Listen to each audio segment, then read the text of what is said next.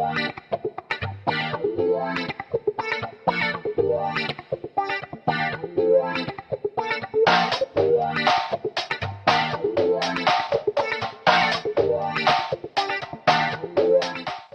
morning, everyone. Well, we all heard very energizing, inspiring thoughts and ideas from two legends who are role models, who are probably from middle class or higher middle class family background from a tier 2 cities like Mysore and Hubli, who are first generation entrepreneurs and who have achieved so much. That's the power of entrepreneurship. As definition says, entrepreneurs are commonly seen as business leaders, innovators of new ideas and business processes.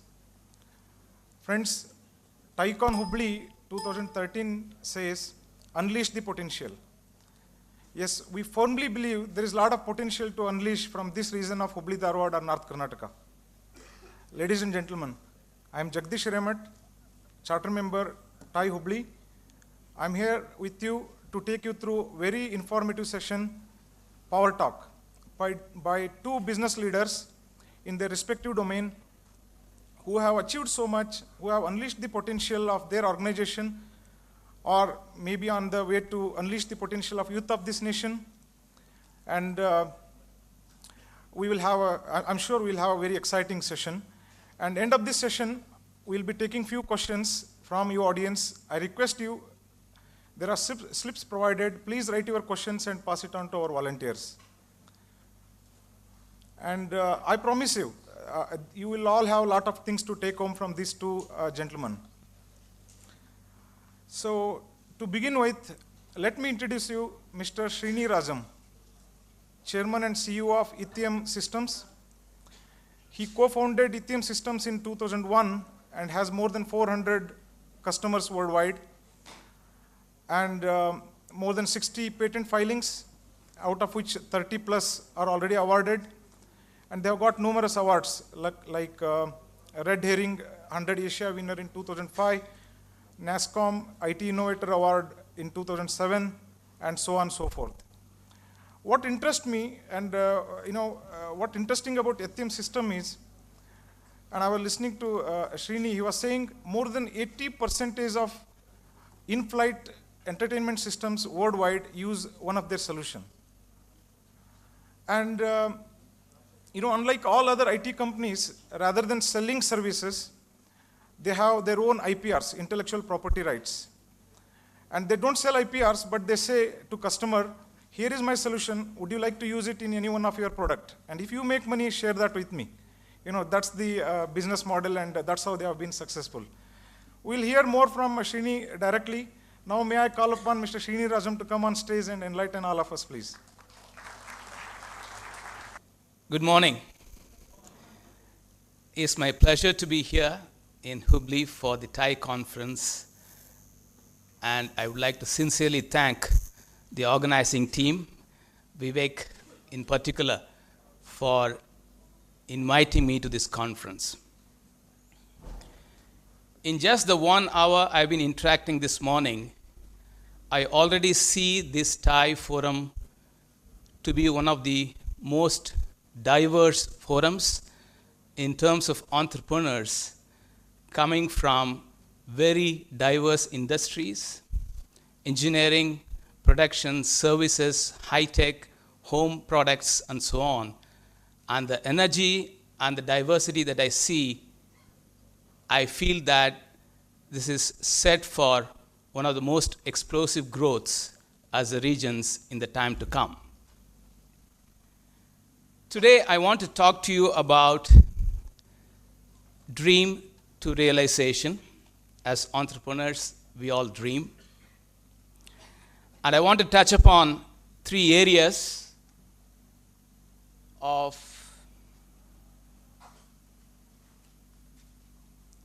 nurturing the dream, unleashing the potential, and realizing the dream. Why is nurturing the dream so important to start with? For me and the co-founding team of Ittiam, who all came out of Texas Instruments, it took us more than 1 year to convince ourselves that the idea we had to start a new venture was indeed something that we should bet our future on. It was like a 1 year time period to take that occasional thought, as I put there in the chart, an occasional thought dream, into an everyday obsession. As you know, dreams can be fleeting. They can come and go. I'm mentioning this because if one can compress this to a shorter time frame, it is even better. So I'm trying to tell you things that we have done well, but also things we could have done better, so that you could pick those points. So it took us some time to go from this occasional dreams and thoughts into a convincing vision that we could set for ourselves and really venture into it. Why was that so? If I look at it, I believe whether people in this room are aspiring entrepreneurs or early stage companies or running ventures like Sankalp or Ittiam, I believe we are all still in the same boat or similar boats, in the sense that the boats have not really become far apart. We may be a little apart, but probably we have not converted them into the big ships like the Infosys and the other legends that we just saw. So we face some similar problems. We face some similar issues. And the very first of them starts with the mind. For most of us, it is an opportunity of a lifetime that we want to pursue after reaching certain level of confidence and stability in our careers. And it's one major step. And the mind challenge that comes is, how do you get out of the comfort zone, right? So that is a time on which we as a team spent a lot of time, as I said, 1 to 18 months, because you're trying to come out of this comfort zone where so far things have been somewhat predictable. You've been working on problems with a well-defined scope, with some realistic targets, prior experience of solving those problems with right resources. And how do you go from that environment to an environment where there are changes all the way, right? Changes that could be at the market level, at the ecosystem level, concepts, even a systemic change. So managing this change and going from a much more predictable comfort zone into one of continuous change is something that acts on the minds of the people in making that big decision to move forward. And that is why entrepreneurship, in my view, is about taking risk by choice. It is deciding very consciously that we want to walk the path that is going to be more unknown and more risky, and a very conscious decision in that. And if we can nurture those dreams and convert those thoughts into a recurring desire and eventually get them into an everyday passion that we want to do, and hopefully do it in the 3 months, then I believe you've already saved 1 or 2 years in launching yourself into the entrepreneurial journey. So that is about the very first part. The second, I want to say how the theme of this TiECon Hubli about unleashing the potential matches so well with what we have done in Ittiam. And I want to give you examples of how the process very closely resembles our own journey in Ittiam and illustrate with a few examples along the way. Broadly, you can look at pursuing the dream in 2 ways. At a very, very high level, if you look at it, you could plant multiple seeds. You see opportunities, you can plant some 15, 20 seeds and look at which one are promising, which one come up very nicely, and try to pick those winners and go about it. That is one way. And the other way is to go deeper. That is, look at the strength of the company or the team, identify one or two specific opportunities, explore them, go deeper into them, create a success, and then scale through the success. So this is a very, very high level view. And in Ittiam, we took this approach, which again aligns very well with the theme here in TiECon, of going through the unleashing potential process, which starts with identification. So this is like a depth first kind of an approach rather than going very, very broadly. And there is no magic formula to identify the opportunity. There are a few indicators that I'm trying to show here, and you could as well come up with better indicators. But it is important to go through the process, and the approach could be slightly different. And if you look at here, the three key circles that I'm showing, identify areas where there is an ability to impact, because that is coming from your own strength, that is coming from your own skill or the competency. Yes, this is an area where we can make a big impact. Identify an area where the market is growing, is a big potential. You're not fighting with a shrinking or a very small market. And also identify the areas where there are successful entrenched competitors. It could look a little bit unintuitive when I say that, but it is good to play in areas where there is a very strong competition. Because what that tells is that it is a very viable ground in the very first place. So these circles, ability to impact, a growing market, and a market with successful players, and the intersection that you see there is one way to identify the opportunity. That is something that we used in Ittiam. And if at all I have to say, in Ittiam, we tilted stronger on the ability to impact phase. We went more favorable to an area where we felt that we could do a lot of damage because of the strength we come with, and we relatively sacrifice a little in terms of the market size or the size of the opportunity and how many successful players were already there. And you will see these examples now in a minute. So the core competency of the team, coming from TI, coming from DSP or digital signal processing background, I will not go deeper into the technology side, was in the areas of applying DSP to media processing and communications. That means how do you do audio, image, video, communication processing using DSP and applying those to markets such as consumer electronics market and infrastructure electronics market. So we put a very high emphasis on the strength, that is ability to impact. Now looking back, as I said, I will also share with you areas we could have done better. We probably chose markets which were smaller. We probably chose markets which did not have too many very big players. So that is an area where we could have done better, in the sense that of the three circles, we gave too much emphasis or too much importance to our own ability rather than on the size of the market or the number of competitors. So if there is one thing you could do better even as you start, I would say pick a bigger market.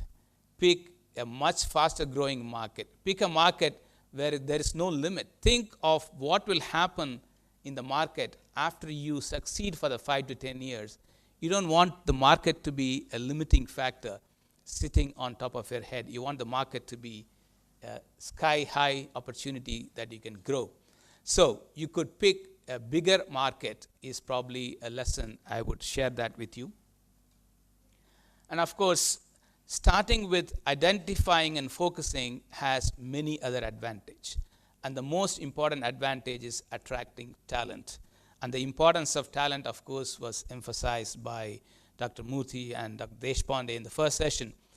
People like to work for companies which are highly focused, which have a long-term vision, which have a bold statement about the future.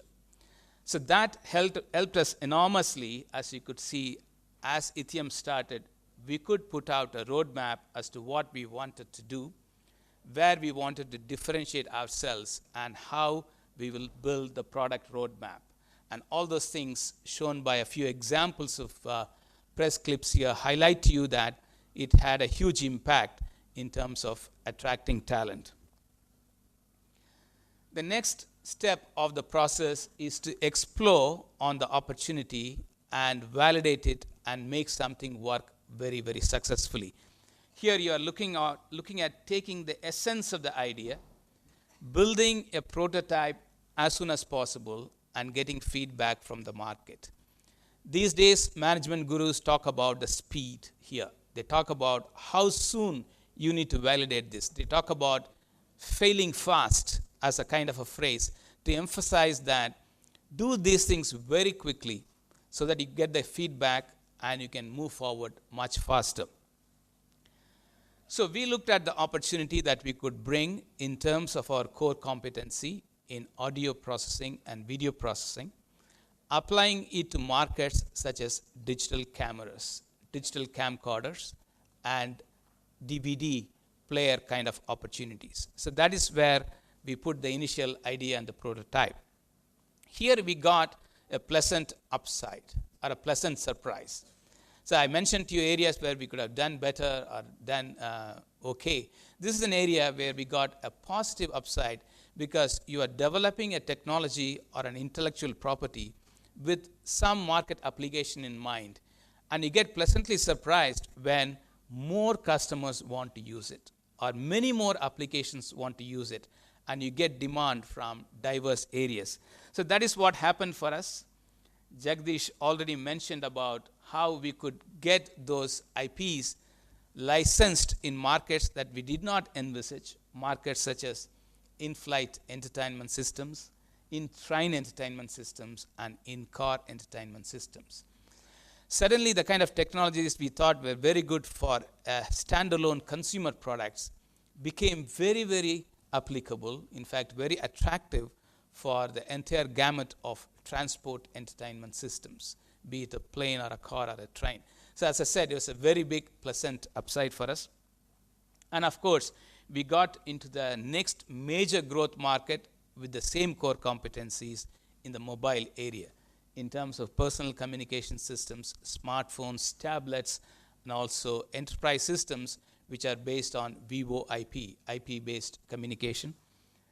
And of course, the original areas we had imagined, which is the standalone consumer products like the camcorders, the home set-top boxes, and professional audio recording products. So the message here that from Ittiam I'm trying to communicate to you is that when you do the exploration, you could get a lot more opportunities identified, much more than what the prototype was intended for, and it's good to go and grab those opportunities. Then in terms of proving the concept working in a real life business situation or tapping into it using a formal business process. Again, the emphasis was made in the initial keynote how it is important to move from an idea or a small team situation to a proper business situation, because ultimately businesses are interfacing with businesses. Your customers are large businesses and they want proper business process with which they can work with. So we had to then come up with a very good way of taking this idea into a proper business model. Understand the larger markets that our customers are serving. Always important to know one level more of what is happening to the customer. Please do not stop with just understanding one level of customer. We need to go forward to the next level to know what is happening to the overall market and the overall market trends. And how are the customers aligned in this landscape? Who are our competitors? You can see them on the green line, customers on the blue line. And what are the key partnerships that are important to be aligned in order to serve the customers on the market? So if you look at this chart, each company has to form its own graph in terms of how the partnerships, our own competencies, and the customer networks will be formed in order to serve the overall market. And in case of Ittiam, these are just shown with examples there. the key semiconductor companies such as Texas Instruments, where we originally came from, and the OS partners today, you could say like an Android or a Windows, became very important partners for us to take our solutions and IP forward.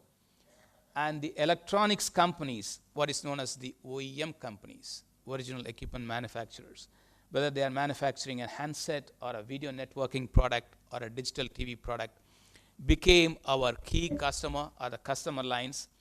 And the overall market that we were serving was driven by the proliferation of growth in digital video and digital communication as we know today, right?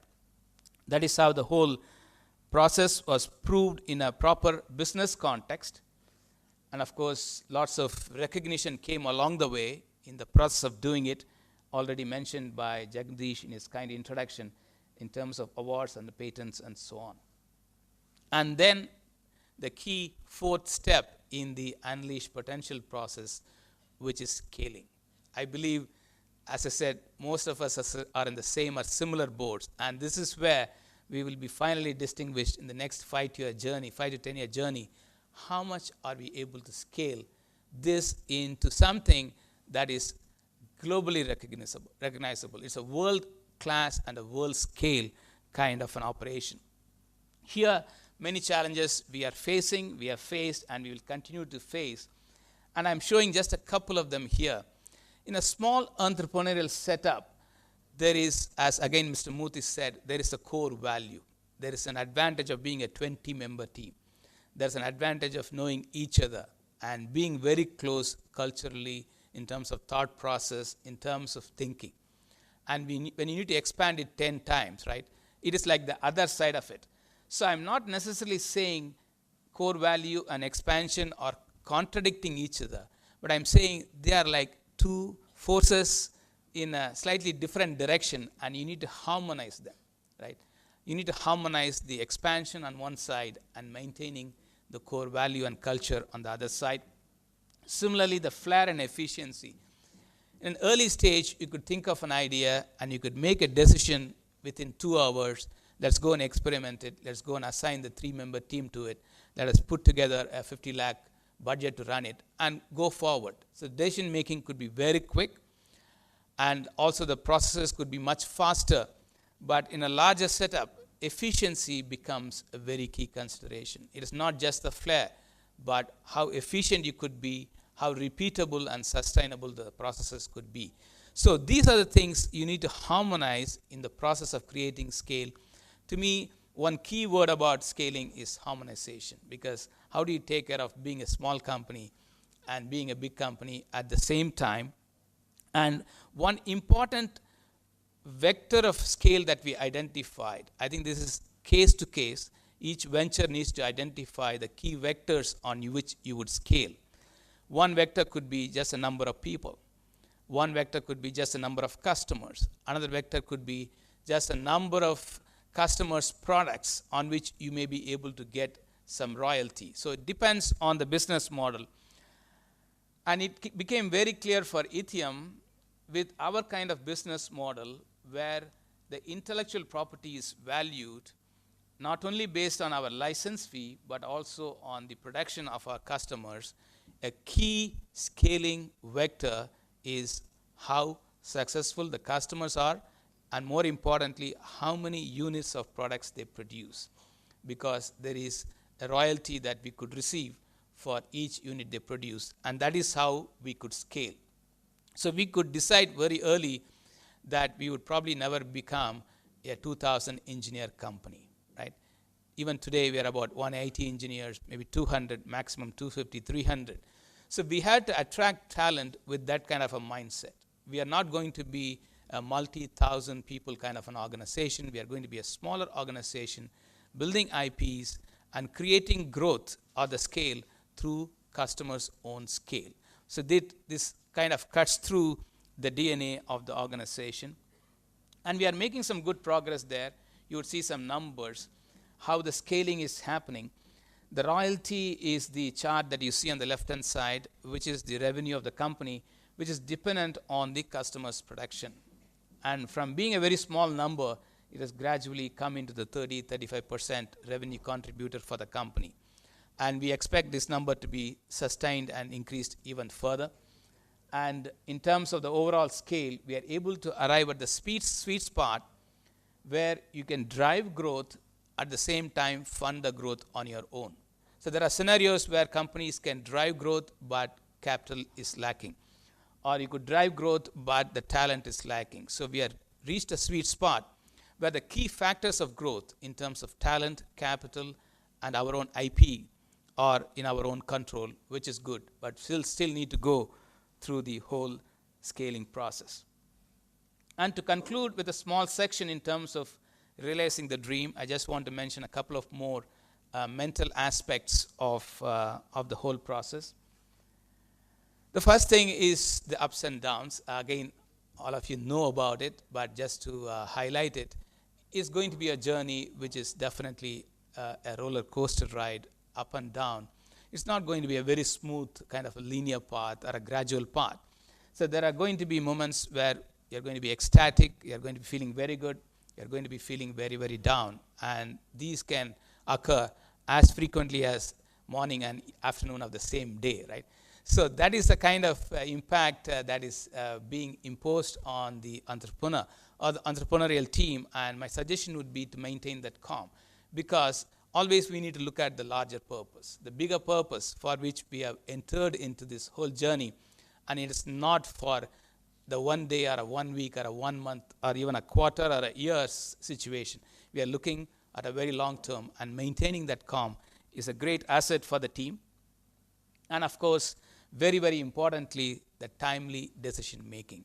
If any of us here feel like probably some of us felt in the past that this is one way to get a lot of freedom, which means you don't need to make some decisions, probably that is the wrong way to look at it. In fact, making no decision is no option at all. In fact, you are getting into a journey where you are going to be constantly forced to make probably the toughest decisions that you would have made in the career, because in the past you could have probably delegated those decisions, or somebody else could have been given that responsibility or the assignment. But here, the decision rests with you, right? And they are going to be more often than not tougher decisions.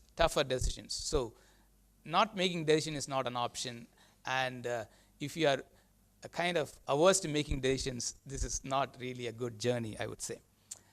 So decision becomes very important, and so are timely decisions at every stage to move forward, and of course execution. Finally, the results are from execution. Here the process that we talked could be very, very handy. And learning from doing. There's nothing like learning from doing. Of course, you could learn from peer group experience, but the best experience lessons come from our own learning. And reviews, very, very important to introduce this as early as possible in the process of the entrepreneurial journey.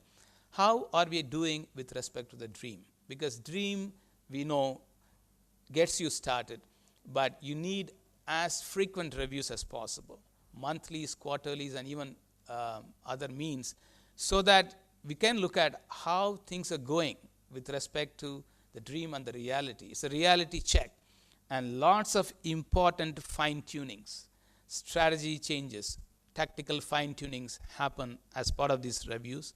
Of course, the overall dream and the vision remains the same, but you need to do a lot of things along the way in order to achieve the goal, and reviews are an integral part of making that happen. With that, let me conclude my speech with a best wishes note to all the entrepreneurs here who are already on the venture, as well as future entrepreneurs. Thank you again for giving me the opportunity and inviting me to Hubli.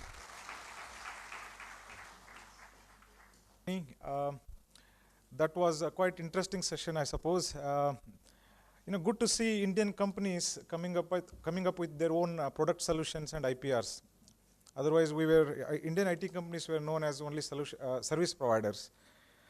Well, friends, I'm privileged to introduce one more thought leader of today, Mr. Dilip Chenoy. He is a managing director and CEO of NSDC, National Skill Development Corporation. You might be wondering, what is this Skill Development Corporation? This year I hear that India is witnessing around 5.7, 5.8 economic growth. Whereas few years ago we were seeing 6 to 8% of growth year after year. And one of the reason is shortage of skill. There may be many reasons, but shortage of skill is also one of the reasons why India is unable to grow as expected. And realizing this, central government has formed this NSDC, and they have handpicked Mr. Dilip Chenoy to head this mammoth task of skill development, or what he calls as skilling of around 15 million people, around 1.5 crore population. Prior to that, Dilip was Director General in Society of Indian Automobile Manufacturers, where he played a key role, instrumental role in formulating many codes and systems which were non-existent. And prior to SIAM, he was with Confederation of Indian Industry as Deputy Director General, and he served there for over a decade and a half. Now, may I call Mr. Dilip Chenoy to come on stage and share his experience of unleashing the potential of youth of India, please. Sometime on the 21st of this month, we are going to announce the winners of a business plan competition that TiE is partnering NSDC with in this space. So it's good to be here, and I'm kind of fascinated by the two sessions before this. And the difference between the three gentlemen who spoke before me and me is that they're entrepreneurs and I'm not. So what am I doing at TiE, right? Okay. But really I'm here to connect with the topic, which is unleashing the potential and looking at Hubli as, and all of you as entrepreneurs, either from Hubli or wherever you are, because there are a lot of other people from other parts of Karnataka and think from other parts of the country, and try and put forward, as Srini said, is it a dream? Can you dream about something, right? And I'm going to try and put in front of you that it's possible to dream about doing something that could transform the lives of millions of people, would enable you to actually make money and also be entrepreneurs going forward. So that is my theme of my presentation today, and what I'll try to do in the next 8 to 9 minutes is actually take you through the opportunity and then leave you with some thoughts. So the challenge here is that our growth is constrained, right? And industry doesn't have skilled manpower, right? If any of you believe that you have enough skilled manpower for your current needs, think about growing 10x, and then you'd know what the challenges are. So the issue here is that industry is facing a lot of challenges in India. And if you look at in the IT industry, in the BPO industry, it's difficult to get people. The small and medium companies are facing attrition. And what we are doing is, the solution to solving our manpower problem is to go to somebody else's company, take a person from there, pay him 15% more, and then wait till someone else pays him more, and then we are run in the same kind of vicious circle. And it's very fascinating that even sometimes we feel that we are very comfortable. TiE is normally associated with new technology companies and high-end companies, right? So Mr. Narayana Murthy maybe has a few 100,000 people in his company, but he has a big problem, as he stated, with plumbers and electricians to actually manage the environment in which everybody works. So the problem is more acute outside the company than inside the company. And we all believe that if you focus inside, the outside will take care of itself. But unfortunately, that's not going to happen. And the other thing is that the youth are getting disillusioned by what is happening in the current scenario. They are saying, we're getting into engineering college, and TiE members and NASSCOM members are saying only 20% of the engineers are employable. We are getting into management schools, and then an ex-IITian with a consulting company says that only 21% of the people are employable. BCG comes up and says only 4% of the commerce graduates are employable, and you see in the Deshpande Foundation right here that people who've done their masters, people who've done the PUC and BComs are all coming here to get skilled because they believe in what they learn here will connect them with a job. So the youth are actually disillusioned, and they drop out of school, they drop out of college, they don't take jobs, and then they're creating an economic situation which is impacting our ability as a country to grow and your ability to expand and grow your business into many parts of India. So unless we collectively do something to solve this problem, right, it's going to impact us and our businesses going forward. There are no two ways about it.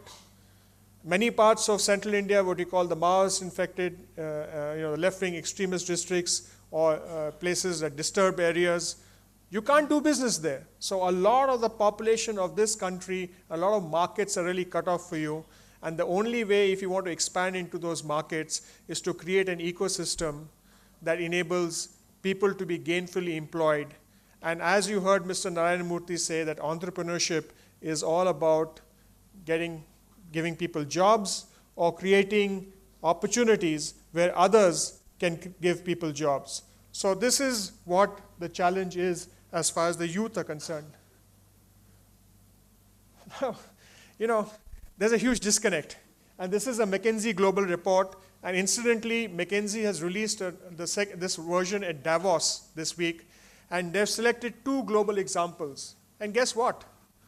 One of the best global practices is ILFS education, right? And you will see their logo later on when I talk about. But one of the 2 best global practices in training and skilling and educating people is actually from India. And there's a huge disconnect. So this is a typical thing that you find that one person is kind of building the track from this side and the other person is building the track and the tracks don't meet. And that's exactly what is happening, that industry and entrepreneurs are thinking that education is someone else's business, training is someone else's business, is not my business. And then if you're a small startup, maybe you can get people or a group of people can move to start a startup, but this is the challenge that we're trying to address. So the government actually said that, can we find a new way to address this? And they said, okay, it's a CEO agenda, right? So this has to be led by the CEO. So the CEO of the country actually said that I will be the chairperson and we will form a Prime Minister's National Council on Skill Development. And we will get one of the best known private sector people, in this case Mr. Ramadurai from TCS, to be the advisor to the Prime Minister's National Council on Skill Development. And while we try to clean up and do things in the government part of it, we will create an enterprise which is run and deliver and operated by and managed by the private sector to deliver what the system was unable to deliver. So the CEO of the country is actually saying, hey, entrepreneurs, can you put your shoulder to the wheel? Can you motivate the young people? And can you create systems that will at least skill 150 million people over 10 years? And they said, you don't have money? So what do private entrepreneurs do? Many of you in this room are also venture capitalists and So they said, okay, we'll set up a fund. The government will set up a fund which you guys manage. And you guys decide what to do with it, and we'll ensure that you're not short of funds. So that was the formation of the National Skill Development Corporation that chose Mr. M.V. Subbaiah, who was the former chairman of the Mugrappa Group. And we have 9 CEOs on the board. And we have 3 secretaries to the Government of India. So it's a public-private partnership to actually do 3 things. To create the vision for large-scale scaling. Because if we do 100 or 100,000 or even 1 million organizations, right, that skill 1,000 people over the next 10 years, we're not going to get to our target. Right? We need to actually see what is happening. So the second part of the organization was you look at patiently funding enterprises going forward, and I'll talk about that. And the third was look at the whole ecosystem. And the whole ecosystem is very interesting because I'm going to touch upon what Srini said and try and link that to what happens here. So the issue in education, as I said, Narayan Murthy used the word better, cheaper, and faster. You had your own three triangles, your asset, the customer, and people in that market, right? This also has three triangles: quantity, cost, and quality. So if you can do large scale at great quality at low cost, you've got the solution. So where's the sweet spot? You also have that sweet spot going forward there. Now, is there an opportunity, right? Is there a market? So there's a survey which has been done which shows that these 20 sectors, and IT and ITS and all the high growth sectors are here in India, they require 347 million people in the next 10 years. The second thing is that the existing capacity is only 5 million, right? So even if you have to double or triple the existing capacity, you can't go to 500 million people, right? And you need to increase it 10 times, okay? And then this is the classic case that there are 800 million people who are going to be in the working age group between now and 2022. There are 347 million jobs and there's only 5 million capacity. So as entrepreneurs, what does that tell you? There's a demand-supply gap and there's an opportunity to bridge it. And if we do it in a sustainable manner, then there's an opportunity to kind of make money. And interestingly, this is perhaps the best case of a social enterprise because you transform lives of millions of people and you make and you transform the country. So what do you need in this equation? You need a little bit of money and support, right? So, but more or less, we want entrepreneurs like you who really look at this opportunity and create it into a strategic advantage for yourselves. India is the challenge of many, right? So we need to take successful pilots. We need to take sandboxes such as we see here and scale. And for scaling, I mean, it was great that Srini told you everything needs to be done, so I don't need to repeat that. And it's coming from an entrepreneur, so it can be done, and you have the opportunity. And you're saying that you've got to think differently. How do you take one good teacher to millions of students? How do you take one good course? And Srini, the only thing missing on your chart was education, right? And educational things. And that's what, even if you read Walter Isaacson's story of Steve Jobs, it says that his next transformation was going to come in the education space. So perhaps he's left that window for you to actually do that. Imagine the power of education. We're getting 4G in the country now. When 3G was introduced in Korea, gaming took over. In the introduction in India, there's a challenge, there's a fight going on between gaming and education. But there are more apps available for games, so games are winning. Imagine if you can actually convert that into education and training and convert that into a market going forward. So if you look at that, people are thinking that the best way to address this is through philanthropy. So first, let's give grants. Let's do corporate social responsibility. But actually, if you create shared value between your customer, you've got two types of customers, and you need a suit and a soul to connect.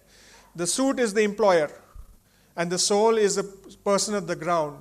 So if you can show both of them that you're creating value for them through your process of skilling and empowering a young person and getting him a job, you're actually creating shared value, and you move it from philanthropy to CSR to creating shared value. And this is what Professor Michael Porter very recently talked about a year and a half ago. And in India, if we take all the CSR money that is going to come, even with the 2% clause in the company's bill, and all the government money, still it is less than the $20 billion, right, that is required annually in this sector. So we have to get entrepreneurial models going there. There's a huge opportunity for developing public-private partnerships across the value chain for content, for teaching, for delivery of training, for devices, for simulators. You know, India can make a 1 lakh car, and you're going to hear the person who dreamt that, but a driving simulator in India costs 15 lakhs.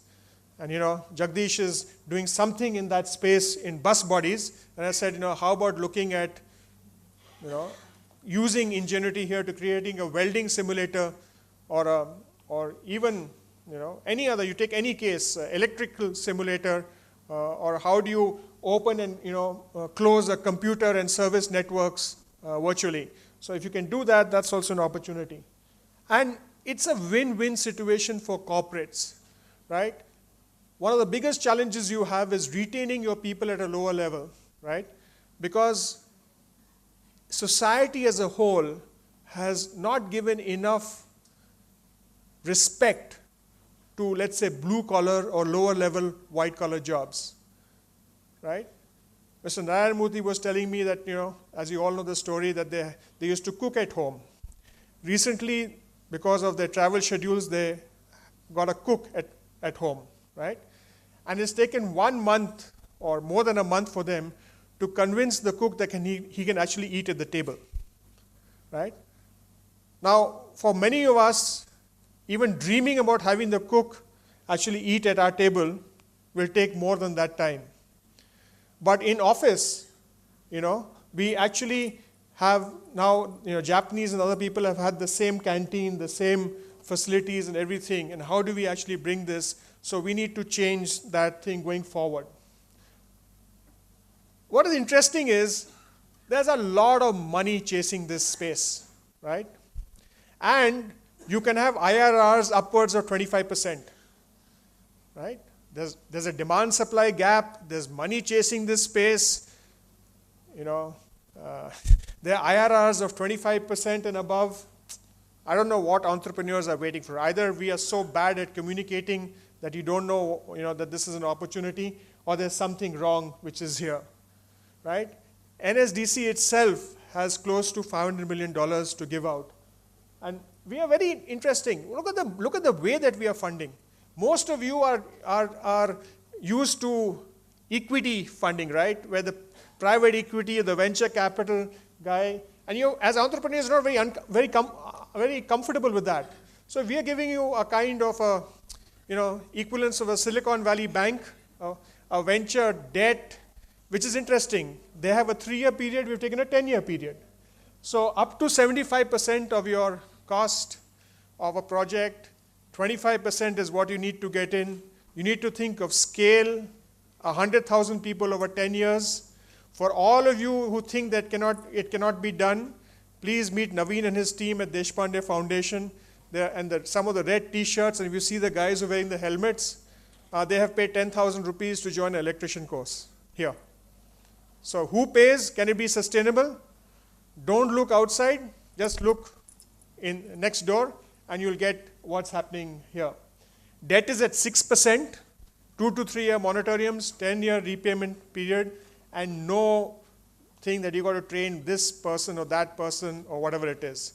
So your business plan, your dream, your execution plan, we do a due diligence. So even if you're thinking of doing a skill development program and don't want to take money from NSDC, if you put in thing to us, we'll do a due diligence, you will get a second opinion free, right? So you can see how it could happen. Is it working? 67 partners. 9 of them have broken cash positive in the second year.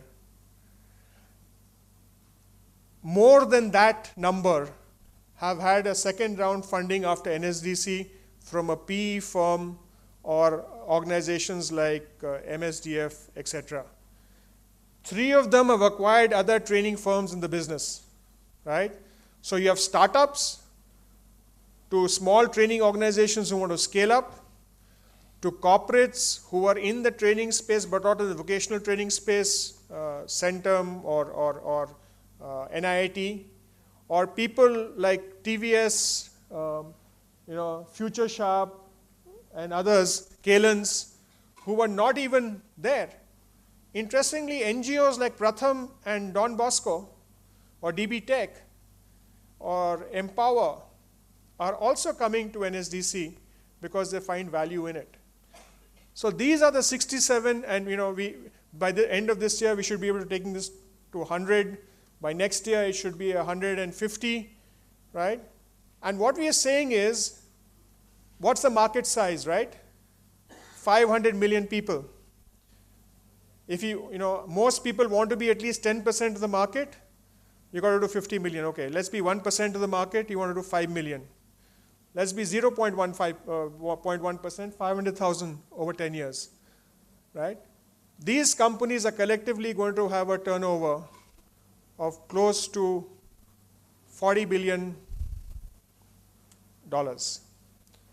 And I'm very sure, like you had the first wave of entrepreneurship, who you're going to meet, Mr. Tata and the Tatas. The second wave of entrepreneurship, which is not actually here, but when you had which also could be reflected in the second wave of the Tata companies, or you have the Reliance group and the SR groups and the oil. The third wave was the IT wave, which you had Mr. Narayanamurthy. Then you had the telecom boom, right? And for sure, this space is the next space where people are going to actually come up to that level. We also are saying that you can create your own organizations for certifying, testing, and training. And that lady who asked the first question, Purnima Chenoy, is actually part of the Electronics Sector Scale Council. And I think what we're trying to do is to get Sankalp and the Electronics Sector Scale Council actually held an ESDM workshop in Hubli to find out how you could set the standards, set the assessment criteria, jointly participate in certification. Because if you don't do that, and 18 sectors are doing it, and if you're in any one of these sectors, please get associated. Because tomorrow, if you go and tell the Prime Minister that we did not have the opportunity to influence the curriculum and certify people, we did not have the opportunity to train people, and we did not have the opportunity to set up training facilities, and we still can't find people, we can't employ majority of the people, the Prime Minister will turn around and say, we set up this organization, we allowed you to run it. I know for a fact that there are at least two, if not more, TiE members on our board, right? I presume Mr. Lakshmi Narayanan and Mr. Mahalingam would qualify, and others would be there.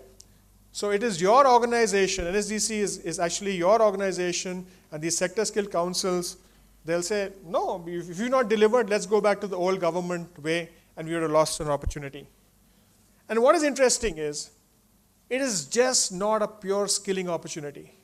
I talked about what Srini and they could do. I talked about how you could do the entire piece on content or simulators. And how do you create mobile centers? It's not brick and mortar. How do you replicate what Kota is doing for the IIT entrance examinations to this space? How do you take what Deshpande Foundation is doing and scale it up? How do you network with these people? So the opportunities are, and there is no fixed model, right? You dream your dream, you find your solution, you connect with the people and connect with the corporates, and you are in business. So the center of this all are actually all of you in this room. And what we are trying to do is just enable you to make that happen. Bankers normally don't chase people to invest in. VC companies only chase those successful people.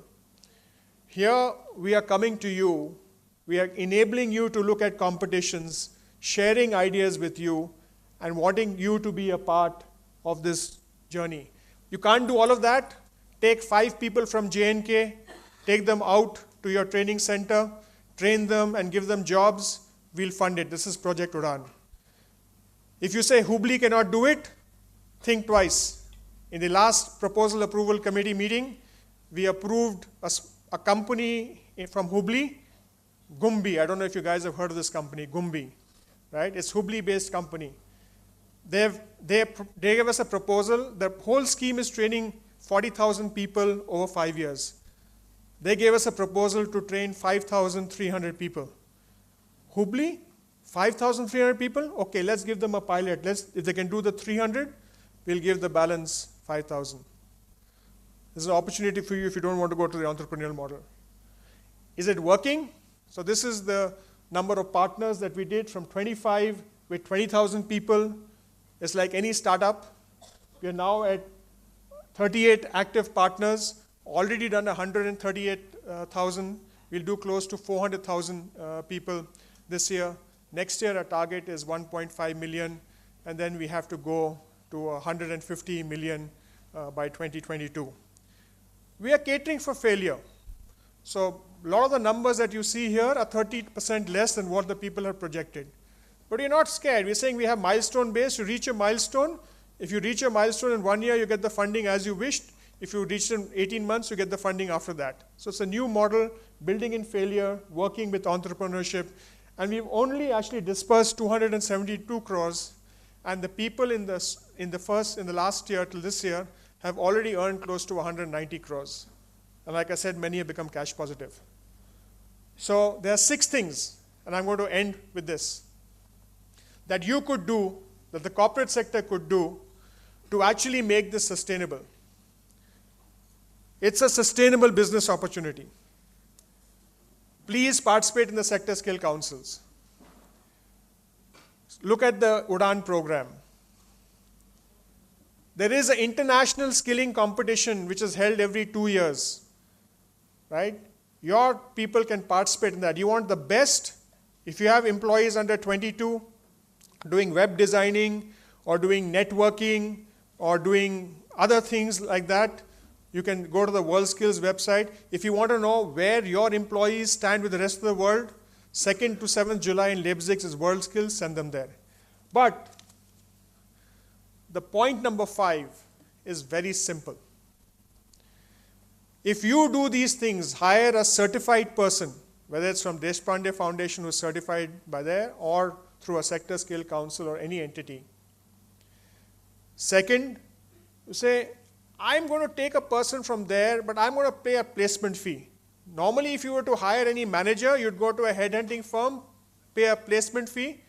Why don't you give it to a training organization? Say, if you give me a person and he stays with me for 3 months or 6 months, at the end of it, I'm going to give 1 month's salary or 1.5 months salary. I believe the rates have gone up, whatever it is, to the person as a placement fee. And if you're going to reward the employee after 1 year, as saying, if you spend more than that, I'm going to refund the training fee to you, you will be actually creating a sustainable solution, because then people would be willing to pay. If you can get all the persons in your organization skilled and certified within a certain point of time, then it will lend credibility to that certification. Let's say not only are they hiring certified people, but all existing people are getting certified. And also insist that your suppliers and your other people in the ecosystem do the same thing. So in November, there was a small function in Calcutta where Mahalingam of TCS gave out certificates, skill certificates at a TCS site. So obviously, you must have given to IT professionals. How many of you believers give it to IT professionals? Well, then maybe you know the story.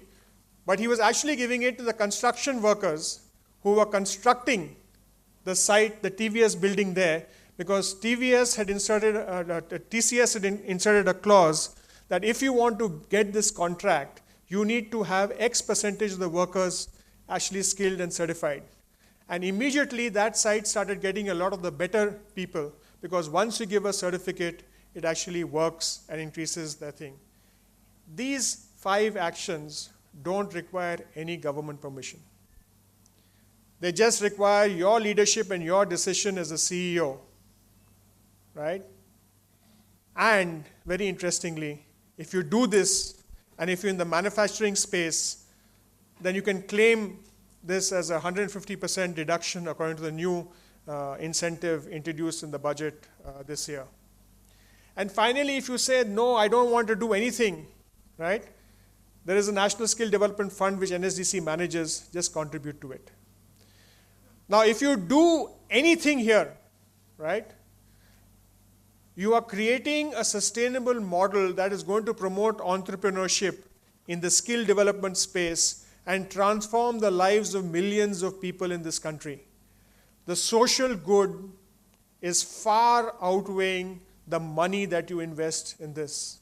And you can choose the type of companies you want to work with. You can choose the sectors you want to work with. You can choose the pace at what you want to work with. And you always have that sweet spot in between the quality, cost, and delivery. And you have the demand-supply gap which entrepreneurs are looking for. The time to act is now.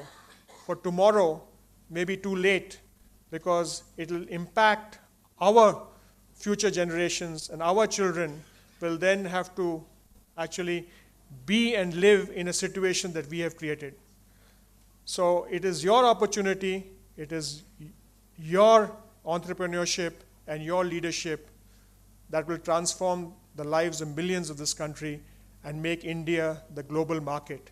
It could be done from Hubli, Hubli for Hubli, Hubli for Karnataka, Hubli for India, and Hubli for the world. You can do it. We'd be happy to help. Thank you very much.